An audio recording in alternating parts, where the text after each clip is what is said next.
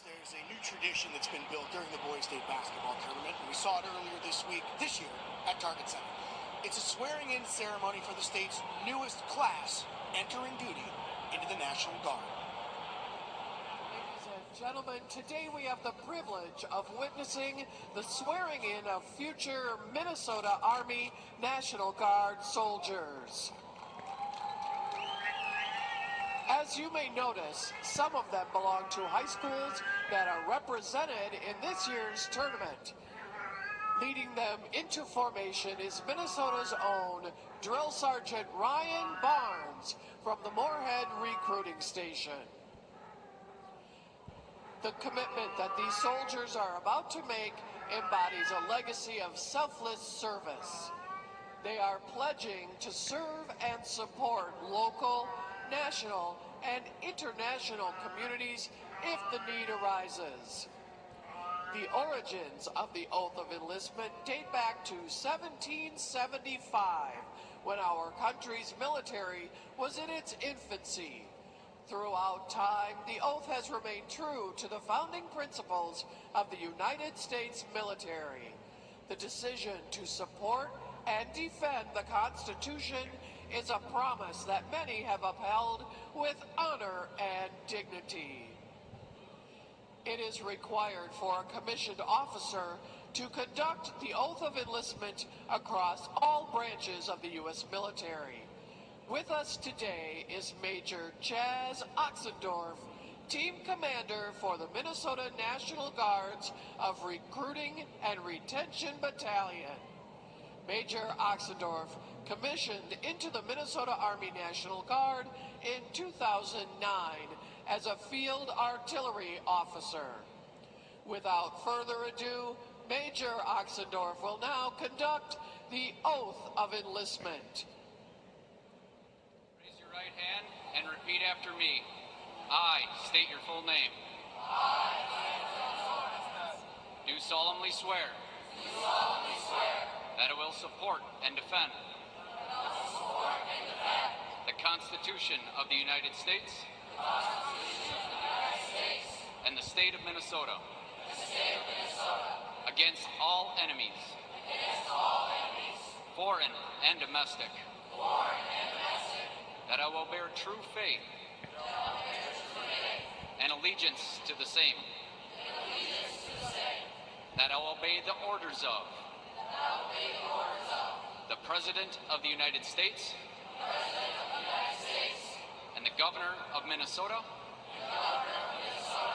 And the orders of the officers appointed over me. According to the law and regulations. So help me God. Ladies and gentlemen, we present to you the newest members of the Minnesota Army National Guard.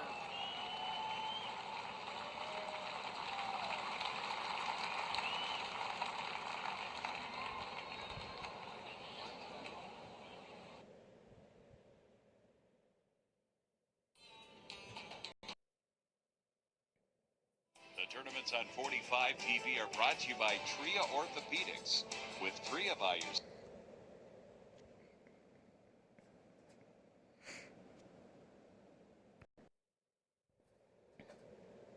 The tournaments on 45 TV are brought to you by Tria Orthopedics. With Tria by your side, your body can do amazing things. Just one game left in the winter's high school season here in the state of Minnesota. Cretin-Derham Hall, the one seed in Class 4A. They're going to play Wayzata, who have played in this game for 5 straight years. They're only the second team.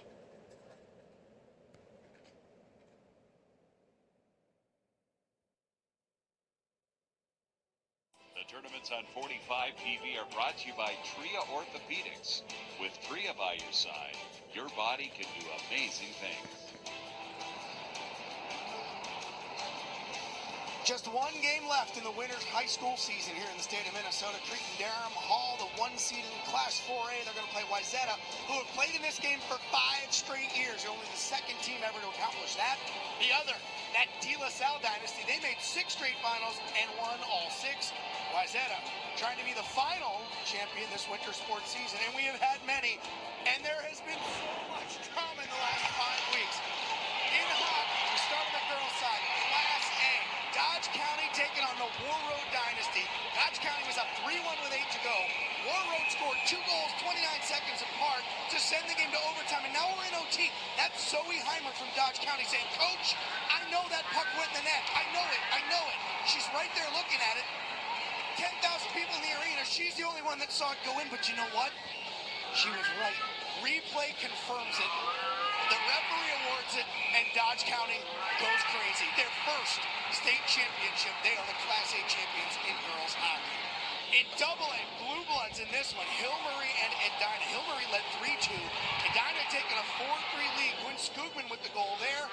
This also went into overtime, where double overtime, that's Ella Horning, flips it in, and it bounces over and in, and Hillmurray Pioneers are champions. A double overtime thriller. They win it 5-4 over Edina. Let's go to boys hockey. East Grand Forks led Cathedral 1-0 with under a minute to go in the single A final. It's Bo Schmidt, ties it 1-1. Again, less than a minute to go. A full-on blitz ties the game at 1. Well, this one's also going to overtime, where Jace Van Epps for East Grand Forks is going to drift into the corner and just flings it in, and it finds just enough daylight to get into the net and claim a state championship. East Grand Forks wins an absolute classic in boys single A hockey. They are your champions. How about Double A? If you like goals, well, this was the game for you. East Grand Forks came down I-94 and grabbed the trophy right here, as you see. In single A, Moorhead makes that same trip from up in the northwest. Mason Kraft had a hat trick in the first 12 minutes of the Double A state championship game. Brooks Cullen scoring there as Moorhead led 5-1 after 1. Kraft ended up with 4 goals and 1 assist. They built a huge lead. Stillwater rallied. They were within 2 goals at 6-4 in the third. Zach Zimmerman with a needed insurance goal, because the final score on this one was 7-6 Moorhead. They had lost all 8 times they had made it to the state championship game. Finally, they grabbed the championship trophy and take it back to Moorhead, a community steeped in hockey culture, and that trophy now part of it. Good to bring Leah B. Olson in now as we're going to look back at last week's girls state basketball tournament. Starting in single A, West Central against McRae for the title. Neither had ever won a title. Addison Staples here with a couple buckets for West Central. Macy Gross for them had 15 points. They pulled away late to win this 58-41, and we've seen it in the boys' tourney, Leah. It's always fun when one of these teams can come to town and leave with the trophy for the very first time. West Central showed out on the biggest stage here at Williams Arena, and boy, was that fun to see them win it all. West Central, the hugs, the smiles, the tears, the cheers. We've got more to go. Benilde St. Margaret's, they've tasted that before. They were the 2-time defending champs taking on Marshall. Kendall McGee, great story, Leah. She spent a year coming back from an ACL injury. Couldn't have been happier to see her back on the court doing her thing. I love how she disperses the ball, but her ability to get into the paint, pass it off, and attack was absolutely fun to watch. Sahara Bishop here with a bunch of finishes in the paint. She had 16 points in the championship game. Benilde St. Margaret's ended up beating Marshall 73-57. They're only the 6th team to three-peat. That little building dynasty over there. And Benilde St. Margaret's champions again. That was in Class 3A. In Double A, Providence Academy, they were trying to be the first girls team to ever win 4 straight state championships. Madden Greenway scored 40 points in the championship game against Crosby Ironton. Madden Greenway has a motor that just doesn't stop, and she showed why she is probably the best player in the state. Her ability to get up and down the court, her energy, and her ability to score. But her teammate Hope Counts, she showed up big time as well. Just incredible basketball from that Providence Academy team. Hope Counts 23 points, 15 rebounds. Also on the court there, Tori Orline for Crosby Ironton. She and Greenway, they stay healthy and stay on track. They're going to finish next year when they graduate. Yes, they're both juniors. When they graduate, they're going to be the #1 and #2 scorers all time in the state of Minnesota. In 4A, Hopkins, the dynasty, against Maple Grove, the 1 seed, seeking their first title. Irma Walker had a huge game for the Hopkins Royals. 28 points, 8 rebounds. She was impossible to stop down low all night in this championship game. Irma Walker was incredible, getting through double teams, physically strong, and Tara Starks has to be so pleased did at this state tournament and how she brought Hopkins to another championship. They were tied with Rochester Lord with a state record 8 titles. That one, their 9th, breaks that record. So those are all the champions we've crowned so far. You've seen hockey, you've seen hoops. One game left. Cretin-Derham Hall and Wayzata are going to play for the Class 4A title coming up next on 45 TV. At Inver Grove. The tournaments on 45 TV are brought to you by South Dakota State University, where Minnesota residents receive in-state tuition. What was the difference in the second half? You guys go into the halftime locker room down 7 and came out with it's what seemed to be a very different mindset and mentality on both ends of the floor. Yeah, I mean, we just kind of got upset at each other. We came back in as a team, really rallied together as a group, and just kind of found our shot. Obviously, our shots weren't falling in the first half, but then they started to fall in the second half, and then kind of a snowball effect, and it allowed us to come away with the win. One of the more amazing turnarounds we've seen in quite some time. Tommy Ottoman was right. His Cretin-Derham Hall Raiders trailed Maple Grove 22-15 at halftime. Yes, 15.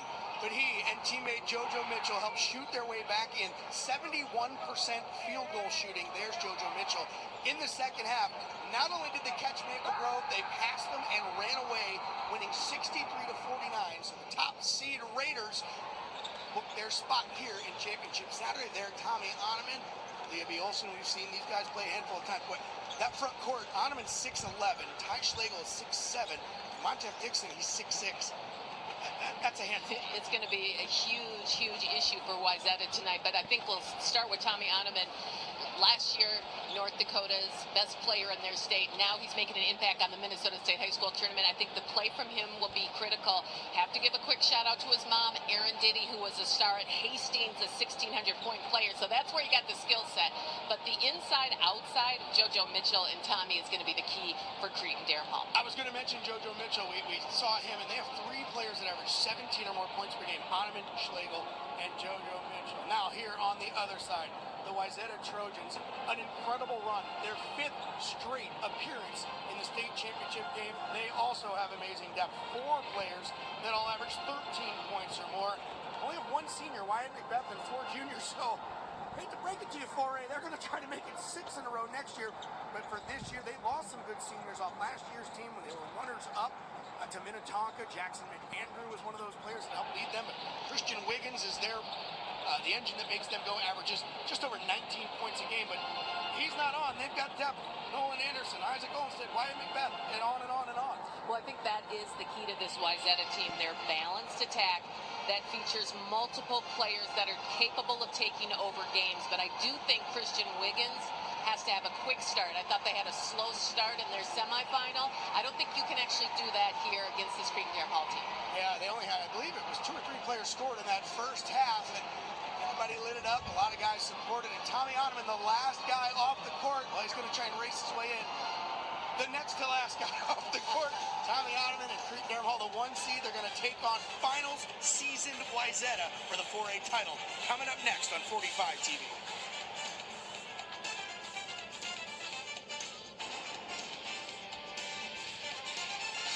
At Inver Grove. Into this tournament, we had a chance to talk to your coach, and he was saying that you've been playing your basketball. Into this tournament, we had a chance to talk to your coach, and he was saying that you've been playing your basketball, best basketball the last few weeks, like a senior who does not want his season to end. What does it mean for you to continue this season with the guys on your squad and play for the state title? Yeah, man, it means everything. Ever since we got beat last year, I've been visualizing getting back here, and I knew we'd find a way to get back here, and I just love competing with the guys. And